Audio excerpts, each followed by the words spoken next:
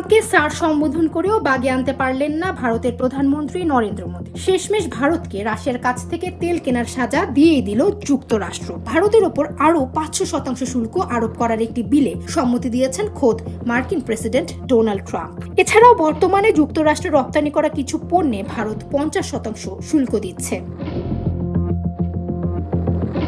ভারত সহ যারা যারা রাশিয়ার কাছ থেকে তেল বা ইউরেনিয়াম কিনেছে, শুল্ক আরোপের বিল পাশের পরপরই তাদের বিরুদ্ধে কঠোর ব্যবস্থা নেবে ট্রাম্প। মার্কিন পররাষ্ট্রনীতিতে উগ্রপন্থী হিসেবে পরিচিত রিপাবলিকান পার্টির সিনেটর লিন্ডসে গ্রাহাম বলেছেন, ট্রাম্প এই দ্বিপক্ষীয় রাশিয়ান স্যাংশন বিলে সম্মতি দিয়েছেন।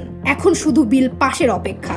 এর লক্ষ্য হল রাশিয়ার ব্যবসায়িক অংশীদার, বিশেষ করে ভারত, চীন ও ব্রাজিলের ওপর চাপ সৃষ্টি করা।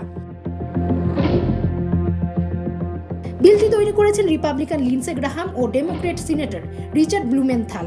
এতে রাশিয়ার তেল, গ্যাস, ইউরেনিয়াম ও অন্যান্য পণ্য কিনছে এমন দেশগুলোর ওপর সর্বোচ্চ ৫০০% পর্যন্ত শুল্ক ও দ্বিতীয় পর্যায়ে নিষেধাজ্ঞা আরোপে ট্রাম্প প্রশাসনকে ক্ষমতা দেওয়া হয়েছে। সম্প্রতি যুক্তরাষ্ট্রের প্রেসিডেন্ট ট্রাম্প দাবি করে তাকে স্যার বলে সম্বোধন করেছিলেন নরেন্দ্র মোদী। বলেছিলেন, স্যার, আমি কি আপনার সঙ্গে দেখা করতে পারি? কিন্তু এরপরও ট্রাম্পকে শান্ত করতে পারলেন না মোদী। ট্রাম্প শেষমেশ ৫০০% বিশাল শুল্ক চাপিয়েই দিলেন ভারতের ওপর। ডেস্ক রিপোর্ট, সময়ের আলো।